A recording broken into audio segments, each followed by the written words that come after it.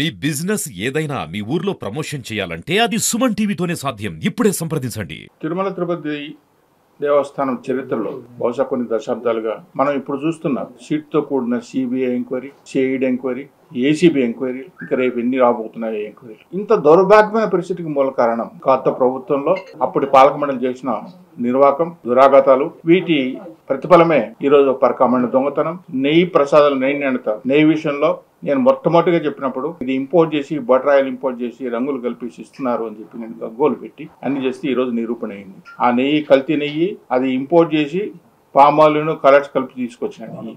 కొన్ని కోట్ల మంది భక్తులకు అన్నప్రసాద రూపంలో, లడ్డు రూపంలో మీరు తినిపించారే.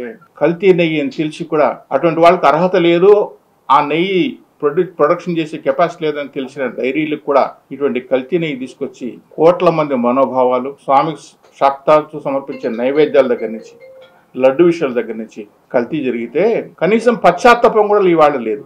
అరే మనం తప్పు చేశామే, అటువంటిది ఇంత నిరూపణ అయిపోయి సిట్టు కూడా తీసుకొచ్చి వీళ్ళు జైల్లో కూడా పెడితే ఇటువంటి తప్పు మనం చేశామని పశ్చాత్తాపం లేకపోగా సాక్షాత్తు కానుక రూపంలో భక్తులు ముడుపు రూపంలో తీసుకొచ్చి హుండీలేసిన డబ్బులు అవి దొంగతనం అయిపోతే ఆ దొంగతనమై పట్టుకున్న వాటిలో కూడా అది మీరే తీసుకొచ్చి మీ హయాంలో దొంగతనం జరిగింది, కోర్టులు నొక్కేశారు. దాంట్లో ఎవరో భాగస్వాములు కూడా రేపో ఎల్లుండో తేలబోతుంది.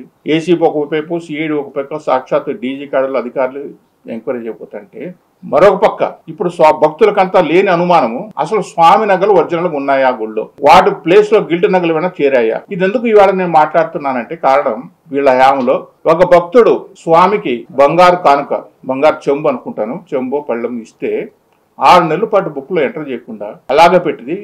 మీ మీడియాలో కథనాలు వచ్చిన తర్వాత ఎంటర్ తీసుకొచ్చాను. 6 నెలల పాటు అంటే ఆ కానుక బడి కావాలి దాకా వచ్చింది, బడి కావాల్సి లోపలికి పోలేదు. ఏమైంది తర్వాత ఎంతో మీడియాలో అన్ని ప్రచారాలు జరిగిన తర్వాత దాన్ని తీసుకొచ్చి బుక్స్లో తీసుకొచ్చారు. ఈ జరిగిన ఈ ధర్మిల అసలు స్వామి నగలు ఒరిజినల్గా ఉన్నాయా, వాటి ప్లేస్లో ఇంకేట పెట్టారా, ఇటువంటి దుశ్చర్యలు కూడా పాల్పడతారా అనే అనుమానం మీకైనా ఎవరికైనా భక్తులకు ఇటువంటి ఏదో ఎక్కువగా చేసి చెప్తున్నాము అని దానికి కారణం వీళ్ళు చేసిన అరాచకాలు. ఈ 5 ఏళ్ల పరిపాలనలో, గత 5 ఏళ్ల పరిపాలనలో జగన్మోహన్ రెడ్డి ముఖ్యమంత్రి పరిపాలనలో పాలక మండలి అధ్యక్షులుగా పనిచేసిన గనులు చేసిన నిర్వాహకాలు 1, 2 కాదు. ఈ 1.5 కాలంలో ఏదన్నా ఒక చిన్న ఆరోపణ కానీ, ఈ 1.5 పరిపాలన అంటే ఈ పాలక మండలి వచ్చి 1 సంవత్సరం అయింది. ఈ సంవత్సరంలో జరిగిన అవినీతి కార్యక్రమం కానీ ఏదైనా ఒక సంఘటన ఆయన చెప్పగలిగేది ఏమిటంటే వైకుంఠ ఏకాదశి తొక్కిసలాట జరిగింది. అది దానివల్ల కమ్యూనికేషన్ గ్యాప్ అధికారులకు, పాలక మండలికి కావచ్చు, ఆలోచన రహితంగా చేసిన కార్యక్రమం కావచ్చు, దానివల్ల తప్పనిచ్చి అవినీతి కార్యక్రమాలు ఈ 1 సంవత్సరం పాలక మండలి ఏర్పడినప్పుడు కానీ నాకు తెలిసి తిరుమల తిరుపతి దేవస్థానంకి వచ్చిన ఏ ఎగ్జిక్యూటివ్ ఆఫీసర్ కానీ అవినీతి పరుడు కాదు. అప్పటి నుంచి ఇప్పటి వరకు కూడా ఎగ్జిక్యూటివ్ ఆఫీసర్ ఎవరు కూడా అవినీతి పడినట్టు నేనైతే చూసింది లేదు. నేను ఎప్పుడైనా ఆ ప్రసక్తే లేదు. ఏ అధికారం తీసుకున్నా అప్పుడు మొదటి నుంచి చెప్పబట్టి ఇప్పటి వరకు చెప్పగలుగుతాను. ఇప్పుడు జరిగిన ఈ అవినీతి అన్ని స్క్రీన్ పైన రావడానికి కారణం ఎవరు? మీరు కాదా? మీ పరిపాలన చేసినట్టు కాదా? నెయ్యి కుంభకోణం ఈరోజు సిఐడి, సిట్, సుప్రీంకోర్టు చెప్పి సిబిఐ వాళ్ళు కూడా ఇన్వెస్టిగేషన్ చేసి ముద్దాలు తీసుకు లోపలికి వెళ్తా అంటే కల్తీ జరిగిందని అది మీ పీరియడ్ కదా. పరకామణి ఈరోజు హుండీలో వేసిన డబ్బులు సాక్షాత్ దొంగతనం అయిపోయి నిందితులను పట్టుకుంటున్నారు. అది మీరు చేసిన పాపం కాదా? కొనుగోలు లోపాల్లో శారవల దగ్గర నుంచి అన్ని కూడా జరుగుతుంది. రేపో మాపో బియ్యం కూడా బయటికి రాబోతుంది. ఇన్ని జరుగుతున్నాయంటే అది మీ పీరియడ్ కదా. కాటేజీల అలాట్మెంట్ లో మీ ఇష్ట ప్రకారం 10 కోట్లు 20 కోట్లు తీసుకొని 10 లక్షలు తీసుకొచ్చి కాటేజీల అలాట్మెంట్ ఇస్తారు. మీ పీరియడ్ కదా. కాంట్రాక్ట్లు అనవసరంగా లేకుండా మీ కమిషన్ తీసుకొని చేశారా? మీ పీరియడ్ కదా. మీరు చెప్పినట్లుగా ఇప్పుడు ప్రభుత్వం, తెలుగుదేశం ప్రభుత్వం వచ్చిన తర్వాత ఈ పాలక మండలి ఈ సంవత్సరంలో ఇది అవినీతి కార్యక్రమం జరిగింది చెప్పడానికి మీ దగ్గర ఒకటి ఉందా? ఈ ఒక్కటి నేను చూపించగలిగినాను ఏదైనా ఒకటి ఉందా? పైగా ఏమైనా మాట్లాడుతున్నా అసమర్థ పరిపాలన, చేతకాని పరిపాలన. అంటే మీ ఒక్కరికైనా చేత అయింది. ఇన్నేళ్ల పాటు పలుకుమని చేసిన ఎవరికి చేత కలదా? సరే మీరు చేసిన అసమర్థ పాలన ఏందో ఇప్పుడు చూస్తున్నారు కదా.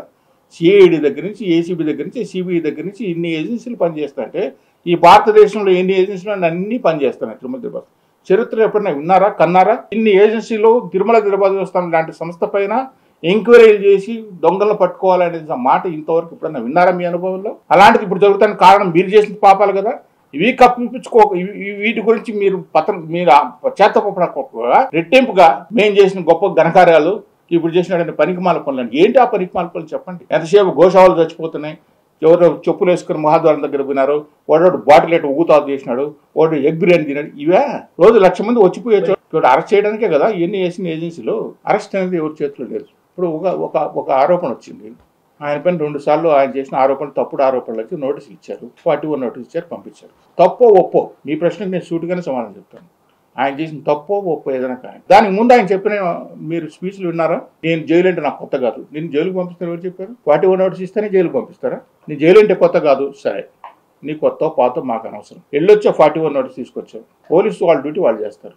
నువ్వు బహిరంగ మీటింగ్లో ఏం చెప్పావు? అపూర్వమైన స్వాగతం వచ్చింది, ఆయనకి ఇష్టమైన కాఫీ తెప్పించమన్నారు, మానసా హోటల్ నుంచి కాఫీ తెప్పించారు. ఒక డిఎస్పీ స్థాయి వచ్చి అధికారి రిసీవ్ చేసుకున్నాడు, ఒక డిఎస్పీ స్థాయి వచ్చి సీఎఫ్ చేసుకున్నాడు. ఇంకొక ఆయన అన్నా మీరు బాధపడితే నేను వీఆర్లో వెళ్ళిపోతానన్నా.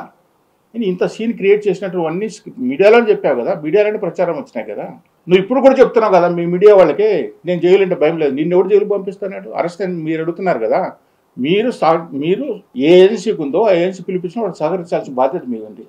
దానికి ముందే మీరు ఒక నేపథ్యం చెప్పేస్తారు. ఇప్పుడు ఆయన ఏదైనా సిట్ కానీ ఏదైనా కానీ ఏజెన్సీ వచ్చినప్పుడు దాంట్లో ఉన్న పాలక మండలి సభ్యులు కానీ పాలక మండలి అధ్యక్షులు కానీ వాళ్ళు తప్పు చేసినప్పుడు ఎంక్వైరీ ఫేస్ చేయాల్సిందే. ఆయన అరెస్ట్ చేస్తారో నిర్దోష అంటారో లేకపోతే సుభాష్ అంటారో అది వాళ్ళు తెలుస్తారు. మీరు నేను కాదు కదా వాటి తెలిసేది. సహకరించిన వరకే కదా. మీ పాలక మండలి అధ్యక్షులు ఇప్పుడు తప్పు జరిగిందని చెప్పారు, వాళ్ళు ఎంక్వైరీ చేస్తారు, విట్నెస్ ఎస్టాబ్లిష్ చేసుకుంటారు. విట్నెస్ ఎస్టాబ్లిష్ ఉంది తప్పు అంటే డెఫినెట్గా వాళ్ళు తీసుకొస్తారు. ఎంక్వైరీలు అన్నీ జరుగుతూనే ఉన్నాయి కదా. మీ పీరియడ్లో జరిగిన కాంట్రాక్ట్ పైన విజిలెన్స్ ఎంక్వైరీ జరుగుతుంది, సిట్ ఎంక్వైరీ సుప్రీంకోర్టు వేసిన సిట్ ఎంక్వైరీ జరుగుతుంది, సిఐడి ఎంక్వైరీ ఒకటి జరుగుతుంది, ఏసీబీ ఎంక్వైరీ ఒకటి జరుగుతుంది, ఇంకేమి విజిలెన్స్ ఎంక్వైరీ జరుగుతుంది. ఇంకేమి ఉన్నాయి ఈ దేశంలో? ఏమైనా అమెరికా నుంచి ఎఫ్బీఐ ఏమైనా తెప్పించుకుందామంటే చూడండి అన్నీ జరుగుతున్నాయి. ఈడీ అనేది ఎప్పుడు వస్తుంది పర్యవేక్షణం? రేపు సిట్ దానిపైన ఈడీ వస్తుంది. సిట్ ఇచ్చే రిపోర్ట్ పైన దీంట్లో మనీ లాండరింగ్లో ఏమైనా జరిగిందంటే మనీ లాండరింగ్లో ఈడీ ఎంటర్ అవుతుంది. ఆ మనీ లాండరింగ్ అనేది ఇప్పుడు తేలుతుంది కదా. ఇప్పుడు ఆ మనీ లాండరింగ్ దానికి లింకే కదా సిట్టుకు ఇచ్చిన బ్యాంక్ స్టేట్మెంట్ సుబ్బారెడ్డి గారిది వాళ్ళ మిస్సెస్ది బ్యాంక్ స్టేట్మెంట్స్ అడిగినారంటే కారణం ఏంటి? ఆ ట్రాన్సాక్షన్ వెరిఫై చేయడానికే కదా. ఆ ట్రాన్సాక్షన్లో బోనఫైడ్ ఎంత ఉంది అని వెరిఫై చేయడానికే కదా ఒక స్టెప్. దానికోసమే డాక్యుమెంట్స్ అడిగి వాళ్ళ బ్యాంక్ అకౌంట్ డీటెయిల్స్ అడిగారు, వాళ్ళ ఫ్యామిలీ బ్యాంక్. ఒక భక్తుడు ఒక నగ ఇస్తే ఆ నగ పడికావల దగ్గర నుంచి లోపలికి పోవడానికి 6 నెలలు టైం పట్టింది. ఎవరైనా భక్తుడు ఒక నగ ఇస్తే ఆ నగ ఇచ్చిన గంట లోపల అది జేఈఓ కానీ ఈఓ కానీ రిసీవ్ చేసుకుంటే ఇమీడియట్గా ఇక్కడ మన ఆభరణాల లిస్టులోకి వెళ్ళిపోతుంది, స్వామి ఆభరణలోకి వెళ్ళిపోతుంది. 5 నెలల పాటు ఎందుకు ఆభరణ లిస్టులోకి వెళ్ళలేదు? అది 5 నెలల పాటు ఎక్కడ ఉంది? అది మీ మీడియా వాళ్ళు బయటకు తీసుకొస్తే కదా అప్పుడు తీసుకొచ్చి అప్పుడు ఎంటర్ చేశారు. అంటే 5 నెలల పాటు ఎవరింట్లో ఉండింది, ఎవరి జోబీలో ఉండింది, ఎవరింట్లో పెట్టుకున్నారు?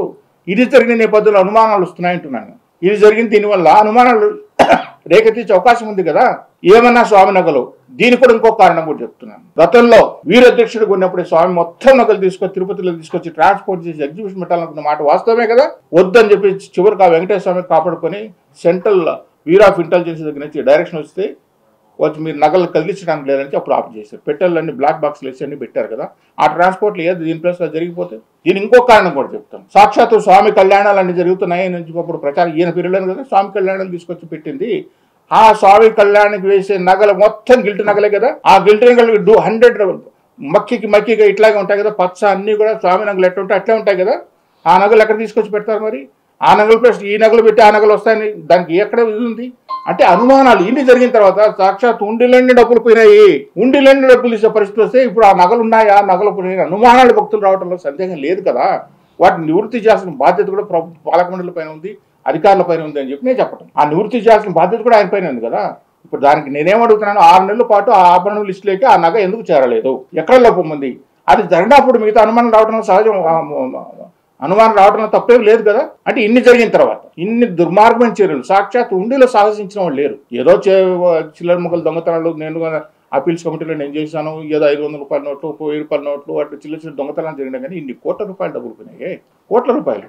ఇప్పుడు ఇన్వెస్టిగేషన్ కంప్లీట్ అయితే ఎన్ని కోట్ల రూపాయలు, ఎవరు ముద్దాయిలు, ఎవరు జోబులకు ఎంత పోయినాయి, ఎవరు ఆస్తులు ఎవరు రాయించుకున్నారు, అవన్నీ కూడా బయటకు వస్తాయి కదా. ఎప్పుడైతే స్వామి ముఖ్యమైన మూలాధారం ఉండి స్వామికి వచ్చే ఆదాయమే ఉండి ఆ ఉండికే చిల్లేసే పరిస్థితి మీరు సాహసించినారంటే ఇంక ఎందుకు చేసి ఉంటారేమో అనే అనుమానం భక్తుల్లో రావడం తప్పు. అనుమానం రావడంలో మనం ఏం సందేహించాల్సిన అవసరం లేదు కదా. బయట పెట్టమని వాటి జినేనిటి మొత్తం ఆభరణాలు అన్నీ ఉన్నాయి, ఆభరణాలు అన్నీ ఉన్నాయని చెప్పి బోర్డుకు, ప్రభుత్వానికి, అధికారులకు అందరికీ అప్పీల్ చేస్తున్నాం. ఎందుకంటే వీళ్ళు చేసిన అరాచకాలు ఇంత స్థాయిలో ఉన్నాయని ఇప్పుడు బయటకు వస్తున్నాయి కదా. వరకామెంట్లో ఇంతవరకు ఏమనుకున్నాం, ఏదో మన చూపించిన ప్రజెంట్ 72 నోట్లు పోయి 73,000 రూపాయలు, $8 ఇవే పోయినాయని చెప్పంటే అది చిన్న దొంగతనం అనుకున్నాం. కానీ ఇప్పుడు జరిగే విచారణలో చూస్తూ ఉంటే వాళ్ళ ఆస్తులు రాయించుకునేవి ఇవన్నీ కాంపిటీషన్ జరుగుతున్నాయి. బయటకు వస్తే అనుమానం వచ్చేదానికి అవకాశం ఉంది కదా. కోట్ల రూపాయలు, కొన్ని 100 కోట్ల రూపాయలు దాంట్లో ఉండిలోంచి డబ్బులు కొన్ని ఏళ్ల పాటు దొంగతనం అయిందన్నప్పుడు అనుమానం వచ్చేదానికి అవకాశం ఉంది కదా. అన్నిటి కూడా ఉండినే పోయినప్పుడు మరి దాతలు ఇచ్చిన బంగారు చివరికి అక్కడ చేరిందా, ప్రజల్లోకి వచ్చిందా అనే అనుమానాలకు నివృత్తి ఉంది కదా. వాటిపైన కూడా మనం సంపూర్ణంగా పాలక మండలి కానీ ప్రభుత్వం కానీ అధికారులు కూడా పెట్టాలి.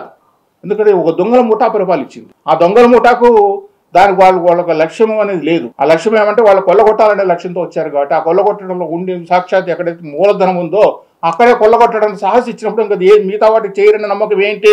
మిగతా వాటి పైన వాళ్ళు ఏలు పెట్టలేరు అని చెప్పి మనం వాళ్ళు పక్కన పెట్టడానికి అవకాశం ఉందా? ఏదైతే తాకకూడదో, ఏదైతే మనం భద్రంగా కాపాడాలో, దేనికైతే మనం కస్టోడియన్గా ఉంటామో దానికే మనం చేసి మనం చిల్లు పెట్టినప్పుడు, ఆమె ఆస్తులకు చిల్లు పెట్టినప్పుడు ఇంక మిగతా వాటికి జోలికి పోయిండదని నమ్మకము ఎట్లా మనం అనుకుంటాం?